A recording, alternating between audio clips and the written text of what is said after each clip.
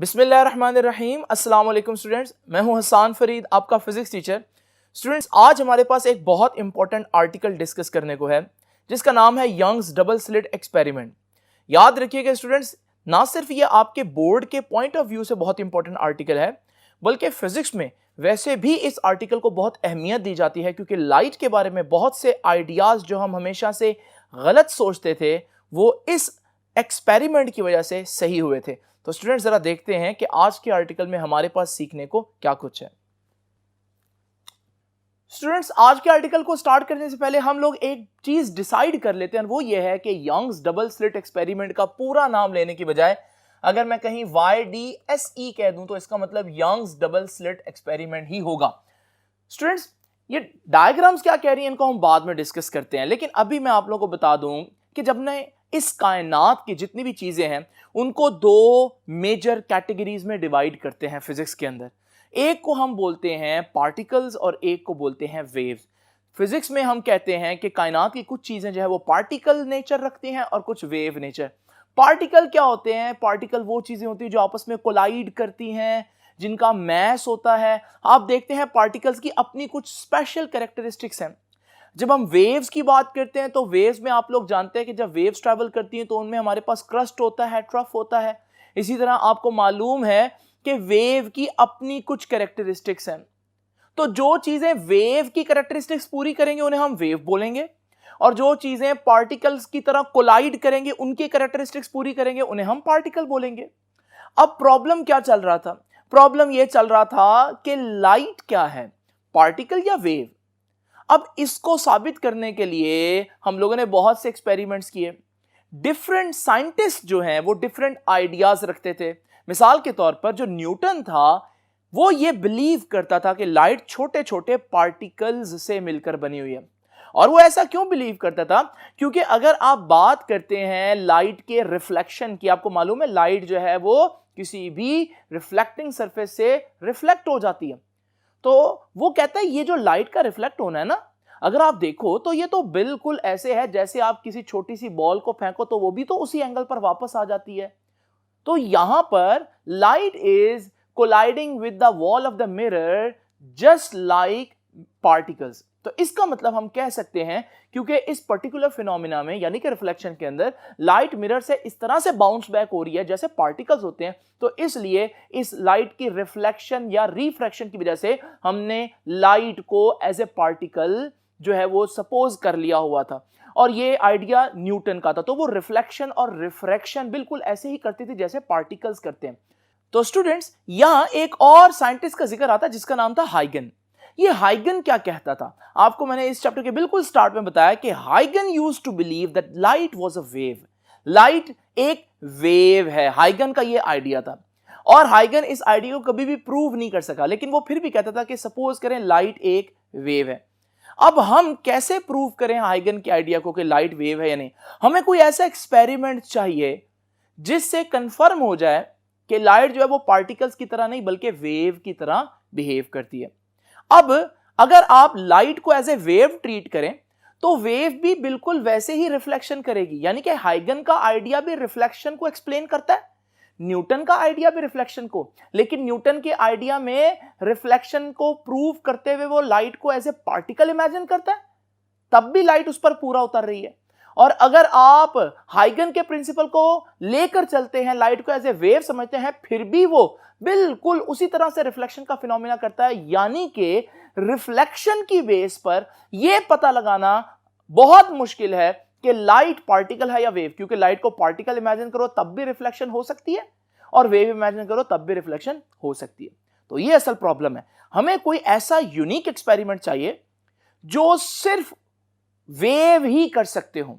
तो रिफ्लेक्शन तो पार्टिकल और वेव दोनों की प्रॉपर्टी है। वो एक्सपेरिमेंट हमें यंग्स ने दिया। अब वो एक्सपेरिमेंट क्या था मैं आपको थोड़ा सा बताता हूं। देखिए स्टूडेंट, पहले तो हम एक वेव इमेजिन करते हैं। ये देखिए, ये पानी की वेव्स है। आपको मालूम है, आप देख रहे हैं पानी की जो वेव्स हैं उनमें आपको कहीं पर क्रस्ट और कहीं पर ट्रफ नजर आ रहे हैं। ये चीजें अब आप डिटेल में जानते हैं। स्टूडेंट्स, मैं अगर इस पानी की वेव के सामने दो छोटे छोटे स्लिट्स रख दूं, हर स्लिट में से जब पानी की वेव निकलेंगी तो आप देखेंगे कि पानी की वो वेव्स आपस में जाते हुए सुपरपोज करेंगे, मिलेंगी। और जब वेव्स मिलती हैं तो यहां मैं आपको रोक कर एक बात बता दूं कि जब वेव्स मिलती हैं तो ये दो तरह से मिलती हैं। समटाइम्स वेव की क्रस्ट के ऊपर क्रस्ट आता है और ट्रफ के ऊपर ट्रफ आता है। इससे वेव का एम्पलीट्यूड बढ़ जाता है और ये इंटरफेरेंस कहलाती है कंस्ट्रक्टिव इंटरफेरेंस। समटाइम्स क्या होता है, वेव की क्रस्ट के ऊपर दूसरी वेव का ट्रफ आता है और इस सूरत में आप देखेंगे कि वेव एक दूसरे का इफेक्ट कैंसिल कर देगी और डिस्ट्रक्टिव इंटरफेरेंस होगा। तो अगर कंस्ट्रक्टिव इंटरफेरेंस हो पानी की लहरों में तो पानी की एक बड़ी लहर बनेगी और डिस्ट्रक्टिव इंटरफेरेंस अगर पानी की लहरों में तो पानी की एक छोटी लहर या बिल्कुल भी पानी की लहर खत्म हो जाएगी। इसी तरह साउंड की बात करें, साउंड में अगर कंस्ट्रक्टिव इंटरफेरेंस हो तो हमारे पास एक लाउड साउंड सुनाई देगा और अगर साउंड में हमारे पास डिस्ट्रक्टिव इंटरफेरेंस हो तो हमें मध्यम या फिर बिल्कुल भी साउंड सुनाई नहीं देगा। तो आते हैं वापस अपने उस वाटर वाले एग्जांपल पे। अब आप देखें पानी की ये जो दो वेव्स यहां से ओरिजिनेट हो रही हैं, ये दोनों वेव्स आगे जाकर मिल रही हैं। आपको कुछ ऐसे पॉइंट्स नजर आ रहे हैं जहां पर पानी की वेव थोड़ी सी ऊपर हो गई है, यानी कि ये वो पॉइंट्स है जहां पर दोनों वेव्स एक दूसरे के साथ कंस्ट्रक्टिव इंटरफेरेंस कर रहे हैं। फिर आपको कुछ ऐसे पॉइंट्स भी नजर आ रहे हैं जहां पर हमारे पास पानी का जो वेव फिनोमेना है वो बिल्कुल खत्म हो गया, यानी कि दोनों वेव्स ने एक दूसरे को कैंसिल आउट किया है। इसे हम बोलते हैं डिस्ट्रक्टिव इंटरफेरेंस। और अगर आप इस एंड पर देखें तो आपको series of constructive destructive pattern नजर आ रहा है, जिसमें आपके पास एक कंस्ट्रक्टिव इंटरफेरेंस के बाद एक डिस्ट्रक्टिव होता है, फिर कंस्ट्रक्टिव फिर डिस्ट्रक्टिव। ये जो पैटर्न आ रहा है ये तभी आ सकता है जब आपके पास वेव हो। ये पैटर्न कभी भी पार्टिकल नहीं दे सकते। तो इसका मतलब अगर हम लाइट को चेक करना चाहते हैं कि वो पार्टिकल है या वेव है तो उसका एक सबसे आसान तरीका यह है कि आप एक ऐसा ही एक्सपेरिमेंट लाइट के केस में भी करो। जब आप ऐसा ही एक्सपेरिमेंट लाइट के केस में करोगे तो अगर लाइट पार्टिकल हुआ तो क्या होगा। तो इमेजिन करें, सपोज करें लाइट छोटे छोटे पार्टिकल्स हैं, तो आपको मालूम है पार्टिकल तो सिर्फ इन दोनों स्लिट्स में से सीधा सीधा पास करेंगे।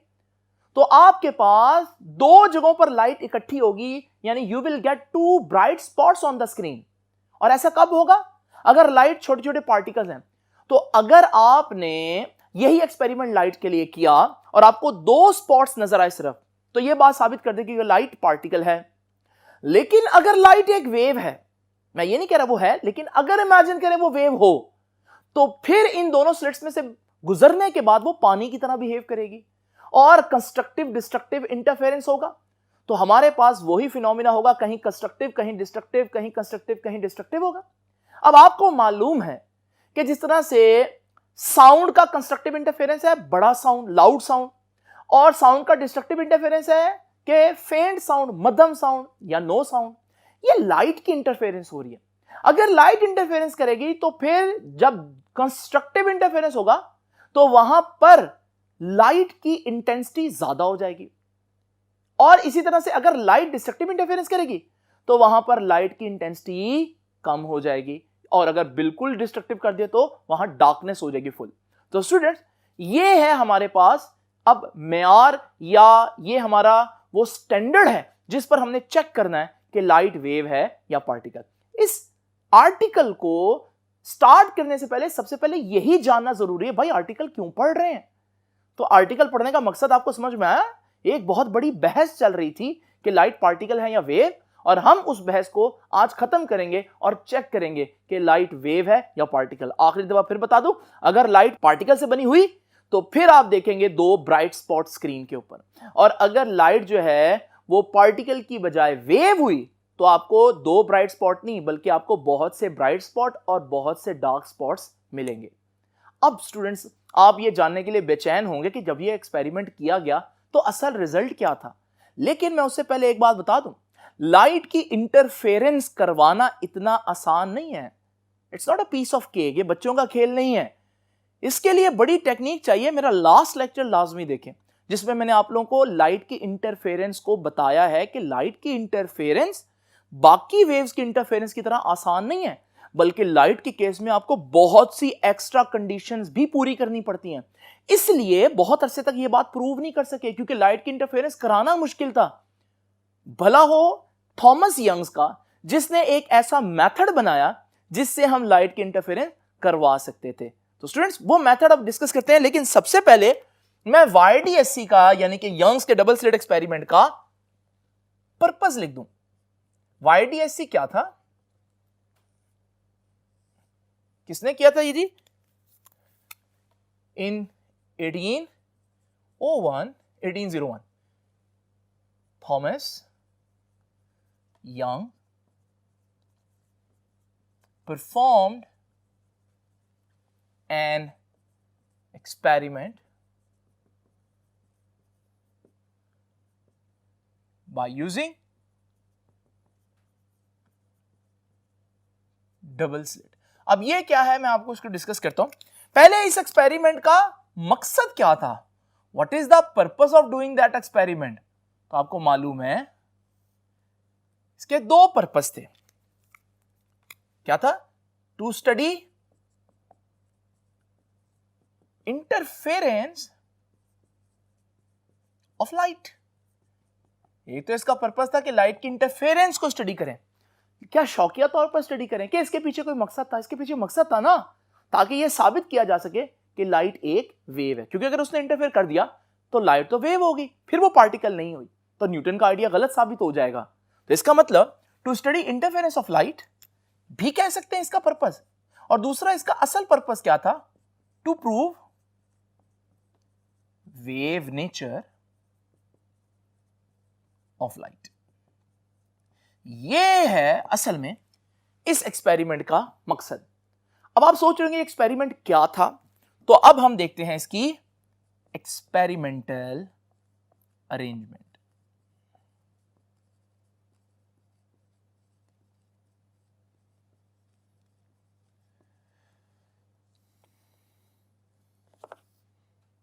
नाउ स्टूडेंट्स, ये एक्सपेरिमेंटल अरेंजमेंट्स बहुत इंपॉर्टेंट है डिस्कस करना, क्योंकि मैं आपको बता चुका हूं लाइट की इंटरफेरेंस स्टडी करना आसान नहीं है। इस वजह से लाइट की इंटरफेरेंस को स्टडी करने के लिए यंग ने एक बहुत जबरदस्त एक्सपेरिमेंट किया। उसने कहा सबसे पहले तो आप एक लाइट का सोर्स लें, लेकिन वो लाइट का सोर्स व्हाइट लाइट नहीं होनी चाहिए, क्योंकि व्हाइट लाइट में तो बहुत से कलर्स हैं। वो मोनोक्रोमेटिक सिंगल लाइट होनी चाहिए, सिंगल वेवलेंथ होनी चाहिए। अब उसने ये जो सोर्स लिया, उसके सामने इसने एक बहुत छोटी सी स्लिट रखी। वो क्यों रखी? क्योंकि आपका सोर्स जो है वो अच्छा खासा बड़ा है। हमें यहां सोर्स नहीं चाहिए, हमें यहां पॉइंट सोर्स चाहिए। इतना छोटा सोर्स चाहिए जो एक पॉइंट जितना हो। अब इतना छोटा सोर्स हम ला तो नहीं सकते, हमारे जितने भी बल्ब्स वगैरह हैं, एलईडीज वगैरह हैं, वो तो अच्छी खासी बड़ी होती हैं।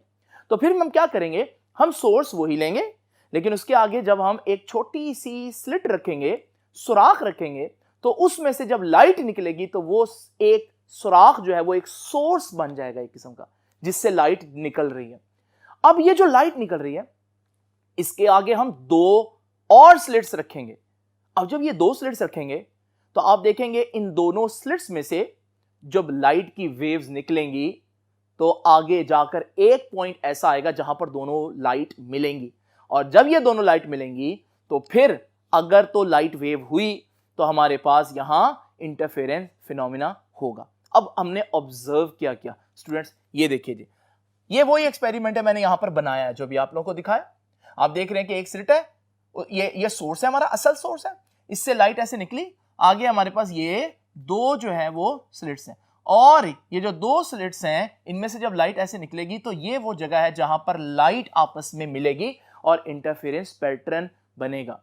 और स्टूडेंट्स, ये वाकई में प्रूव हुआ जब हम लोगों ने लाइट को देखा, तो वाकई में हमारे पास एक स्क्रीन के ऊपर पैटर्न बना जिसमें कहीं लाइट की इंटेंसिटी बहुत ज्यादा थी और कहीं लाइट की इंटेंसिटी बहुत कम थी। जहां ज्यादा है उसको मैंने रेड से शो किया और जहां कम है उसको मैंने ब्लैक से शो किया। और यही पैटर्न तो आपने वाटर वेव्स में नहीं ऑब्जर्व किया था कि कहीं हमारे पास कंस्ट्रक्टिव और कहीं डिस्ट्रक्टिव इंटरफेरेंस है। तो यहां से क्या साबित हुआ कि वाकई में लाइट जो है वो एक्चुअली एक जगह से दूसरी जगह जब जाती है तो वो वेव की फॉर्म में ट्रेवल करती है, क्योंकि अगर वो वेव ना होती तो हमारे पास कभी भी ये पैटर्न हमें ना मिलता। अब यहां बच्चों के पास दो क्वेश्चन है कि भाई ये दो डायग्राम्स क्या है, अलग-अलग दो डायग्राम्स क्यों बनाई है? एक्चुअली में ये एक ही डायग्राम है। एक में मैं लाइट को प्रोपोगेट करते हुए एज ए रे दिखा रहा हूं। आपको मालूम है ऐसा हम करते होते हैं, चैप्टर नंबर 10 में भी हम लोगों ने किया कि लाइट को एज ए रे दिखाते हैं। तो ये है रे geometry, young double slit experiment को मैंने रे बनाकर एक्सप्लेन किया, और ये भी वही यंग डबल स्लिट एक्सपेरिमेंट है, लेकिन इसमें मैंने आपको लाइट को एज ए वेव बनाकर एक्सप्लेन किया। और ये वो पॉइंट्स हैं जहां पर लाइट की ये वाली वेव और ये वाली वेव आपस में मिल रहे हैं।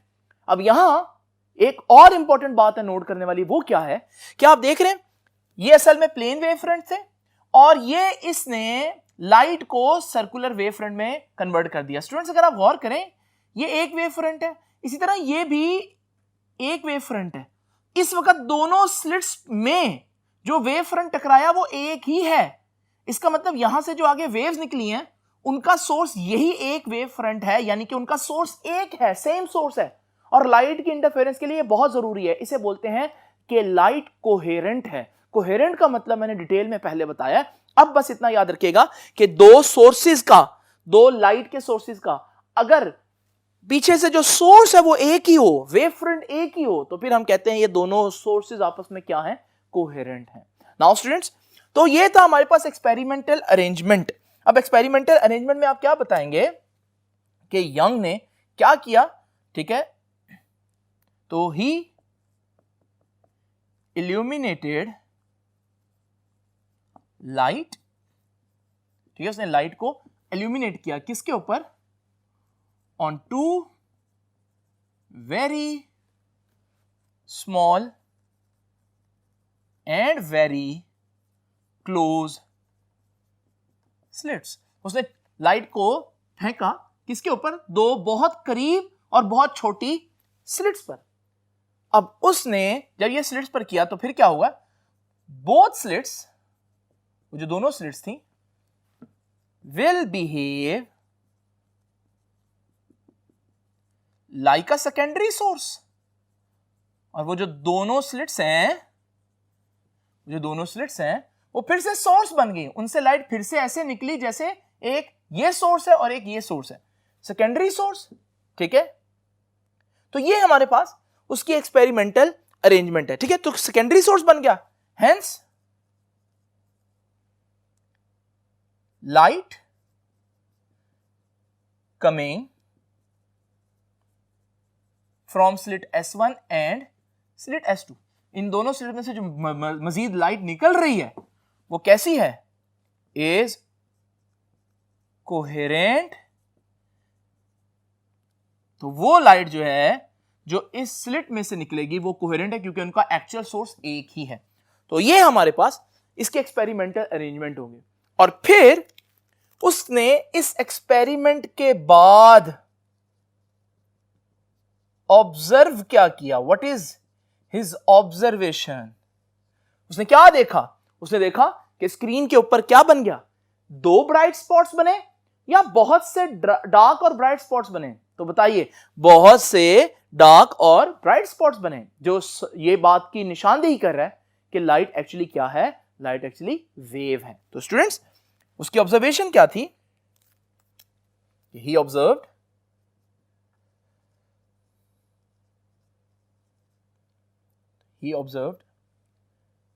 a pattern of dark and bright fringes। इसको हम एक फ्रिंज कहते हैं, ये जो एक ब्राइट हमारे पास लाइन है इसे हम बोलते हैं ये एक फ्रिंज है। तो ये उसकी ऑब्जर्वेशन थी, और उसकी ऑब्जर्वेशन से हमें क्या आइडिया मिला, उससे हमें आइडिया मिल गया कि वाकई लाइट क्या है, वेव है। लेकिन स्टूडेंट्स, अब हमने इसकी थ्योरी तो पूरी पढ़नी है ना, तो अब आगे जो मैं चीज आपके सामने एक्सप्लेन करूंगा वो है दो टर्म्स, मैक्सिमा एंड मिनिमा।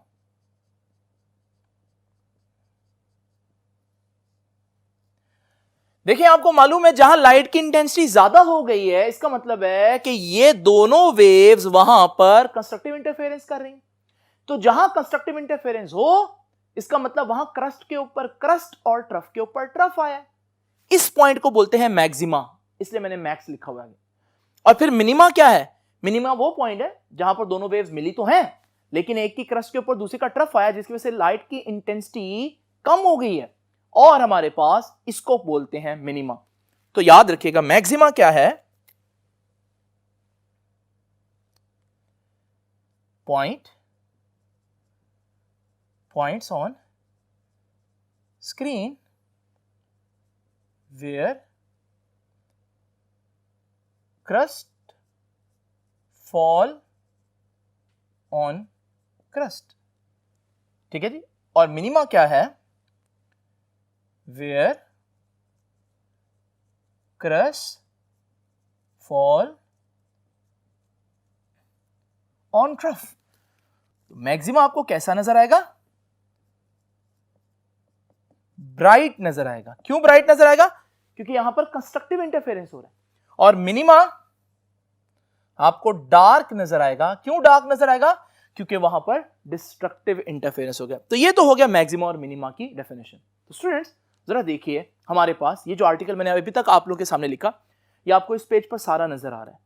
और अगर आप देखें, जो बिल्कुल स्टार्ट में उसने बताया हुआ कि 1801 में ये किसने एक्सपेरिमेंट किया था? थॉमस यंग ने। और फिर आप उससे नीचे देखें तो वो आपको पर्पस बता रहा है, to study interference of light.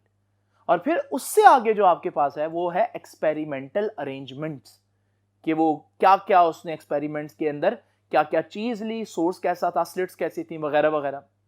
और फिर उसके बाद अगर आप देखें तो उसके नीचे उसने एक्सप्लेन किया है कि ऑब्जर्व किया उसने। तो क्या ऑब्जर्व किया उसने? Dark and bright conjunctive fringes observe की। और फिर अगले पेज पर अगर आप देखें तो आपको मैक्सिमा की डेफिनेशन में मिलेगी और मिनिमा की डेफिनेशन में मिलेगी। इसी तरह से ये डायग्राम भी मैंने आप लोगों के सामने बनाई है यहां पर, ठीक है जी। और इसी तरह से जो पिछले पेज पर डायग्राम है वो भी मैंने आप लोगों के सामने बनाई। इन दोनों डायग्राम्स को देखकर परेशान नहीं होना, ये दोनों एक ही चीज को एक्सप्लेन कर रही है।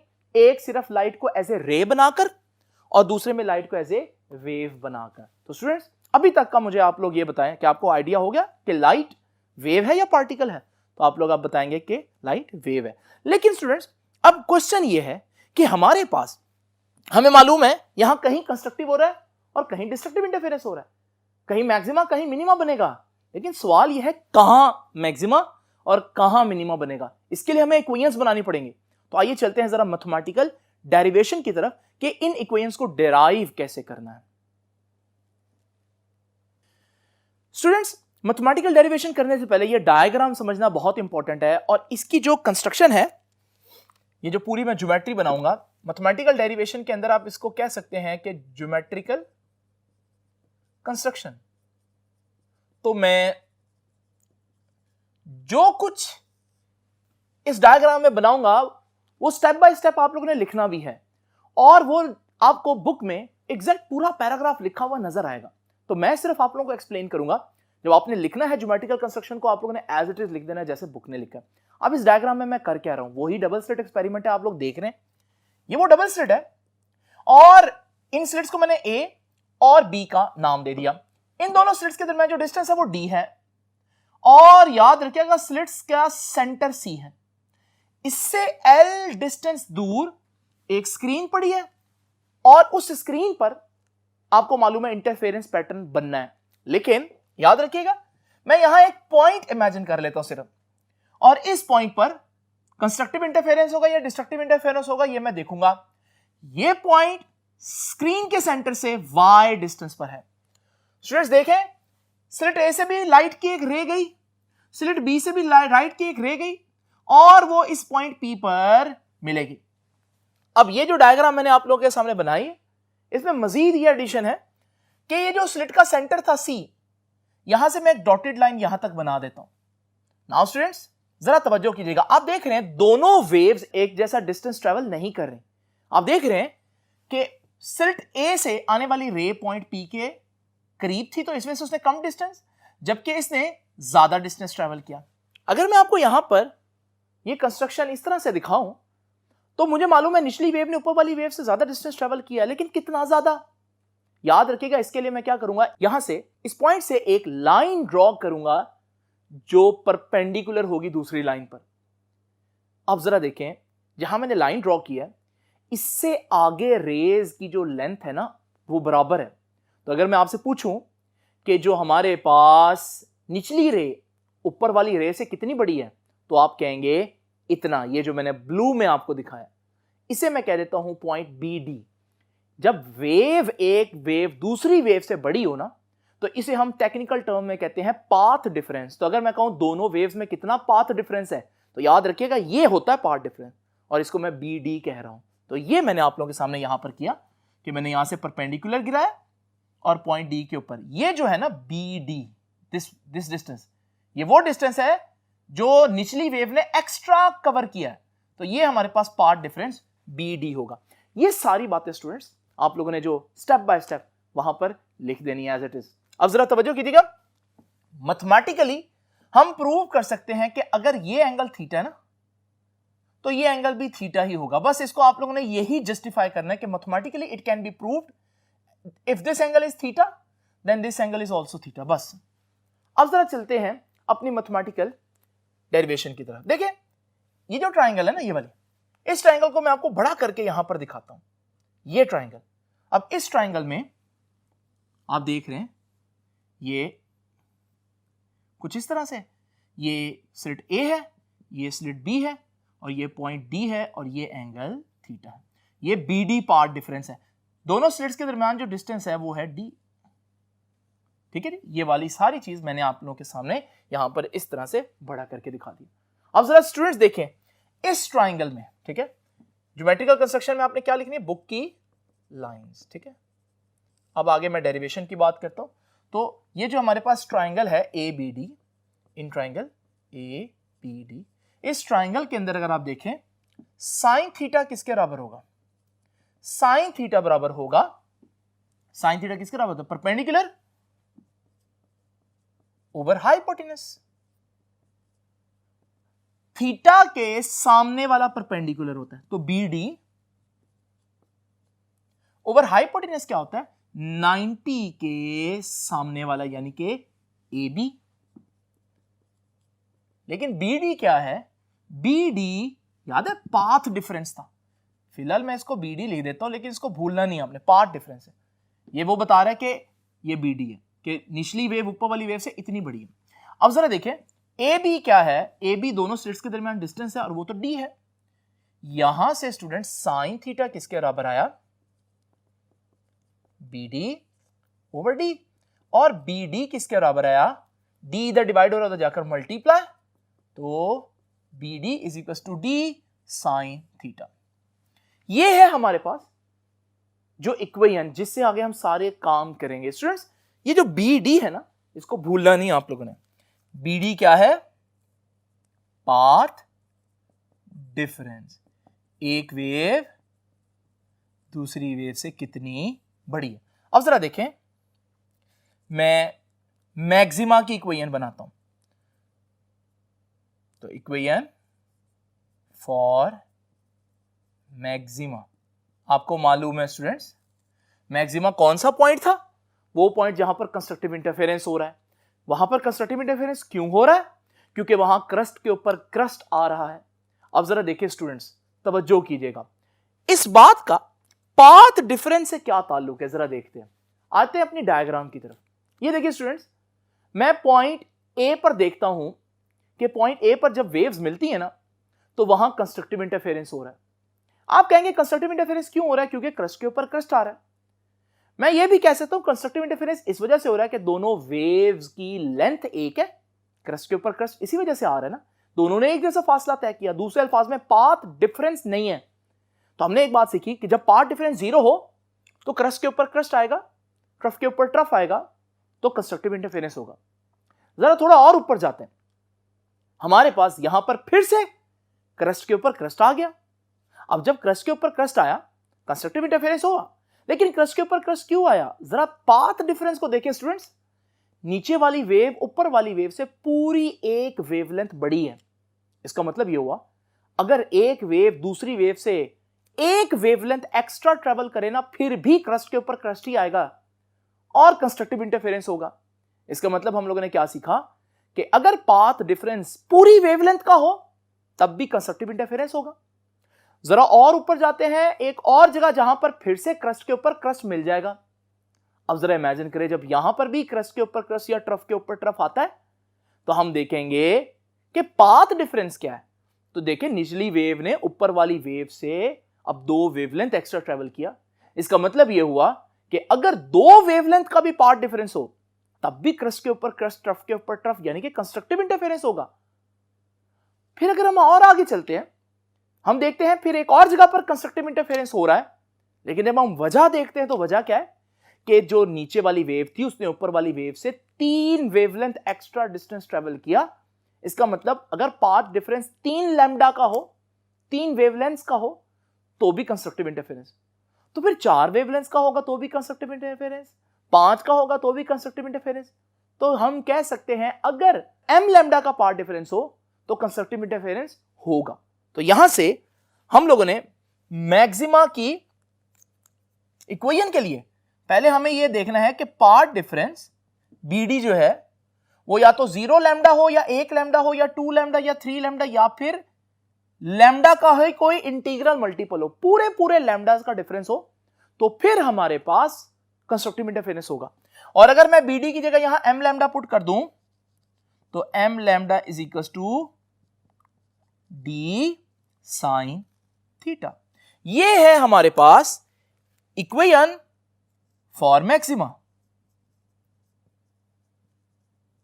आपने देखा मैक्सिमा की इक्वेशन बनाने के लिए आपने पाथ डिफरेंस को फोकस किया कि कब कब कंस्ट्रक्टिव इंटरफेरेंस हो रहा है, जब जब पाथ डिफरेंस लैम्डा का इंटीग्रल मल्टीपल हो, मतलब 1 लैम्डा हो पूरा, 2 लैम्डा हो, 3 हो, 2.5 ना हो, 3.5 ना हो। अब जरा देखते हैं मिनिमा की इक्वेशन कैसे बनानी है। तो इक्वेशन फॉर मिनिमा।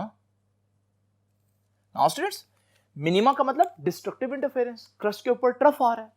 अब जरा तवज्जो कीजिएगा, हम जरा देखते हैं उसी डायग्राम में ये वाला पॉइंट आप देख रहे हैं, यहां क्रस्ट के ऊपर ट्रफ आ रहा है, लेकिन ऐसा क्या हुआ कि अब क्रस्ट के ऊपर ट्रफ आया है और डिस्ट्रक्टिव इंटरफेरेंस हो रहा है। जरा पाथ डिफरेंस को फोकस करें, देख रहे हैं पाथ डिफरेंस यानी कि निचली वेव ने ऊपर वाली वेव से एक्स्ट्रा कितना डिस्टेंस ट्रेवल किया, आधी वेवलेंथ। एक क्रस्ट आ रहा है सिर्फ, इसका मतलब अगर आधी वेवलेंथ हो ना, यानी लैम्डा बाय 2 पाथ डिफरेंस हो, तो इसका मतलब क्या हुआ, इसका मतलब यह हुआ कि डिस्ट्रक्टिव इंटरफेरेंस होगा। अच्छा जरा आगे चलते हैं, ये पॉइंट देखें, इस पे फिर हमारे पास क्रस्ट के ऊपर ट्रफ आ रहा है, यानी कि डिस्ट्रक्टिव इंटरफेरेंस हो रहा है, लेकिन क्यों, जरा देखें वहां पर पाथ डिफरेंस। तो आप देख रहे हैं पाथ डिफरेंस में ये एक पूरी वेवलेंथ है और ये आधी वेवलेंथ है, यानी हम कह सकते हैं ये 1.5 लैम्डा, यानी कि 3/2 लैम्डा। और अगर 3/2 लैम्डा भी हो तो हम क्या कहेंगे कि डिस्ट्रक्टिव इंटरफेरेंस होगा। इसी तरह से हमारे पास एक और पॉइंट ऊपर देखते हैं, यहां पर डिस्ट्रक्टिव इंटरफेरेंस हो रहा है ना, लेकिन क्यों हो रहा है जरा देखते हैं। तो वो पाथ डिफरेंस देखो, पूरी एक वेवलेंथ है, फिर पूरी एक वेवलेंथ है और फिर आधी वेवलेंथ है, यानी कि ये तो 2.5 वेवलेंथ हुई, जिसे मैथ्स में 5/2 लैम्डा कहते हैं।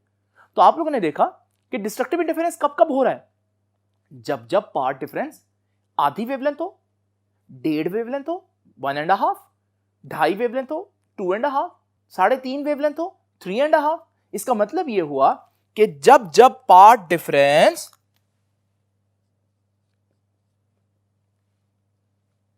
m+1/2 लैम्डा होगा, तब तक हमारे पास कंस्ट्रक्टिव इंटरफेरेंस नहीं होगा बल्कि डिस्ट्रक्टिव इंटरफेरेंस होगा। तो यह है मैक्सिमा के लिए शर्त और यह है मिनिमा के लिए शर्त। नाउ स्टूडेंट्स, अगर मैं वो BD असल इक्वेशन जो है उसमें ये वैल्यू पुट कर दूं तो मेरे पास यही इक्वेशन अब मिनिमा के लिए आ जाएगा। तो BD की जगह मैं पुट कर रहा हूं m+1/2 lambda is equal to d sine theta. Now students, ये है इक्वेशन फॉर मिनिमा। स्टूडेंट्स, अभी इक्वेशंस ऑफ मैक्सिमा और मिनिमा आ गई हैं और ये दोनों इक्वेशंस आपको नेक्स्ट पेज पर यहां पर नजर आ रही हैं, लेकिन एक इन इक्वेशन से रिलेटेड मजीद कुछ बातें भी हैं और ये आर्टिकल अभी हमारा हाफ हुआ है, तो इस आर्टिकल को मैं इंशाल्लाह कंप्लीट करूंगा नेक्स्ट लेक्चर में। तो आपसे मुलाकात होगी इंशाल्लाह नेक्स्ट लेक्चर में, तब तक के लिए अल्लाह हाफिज।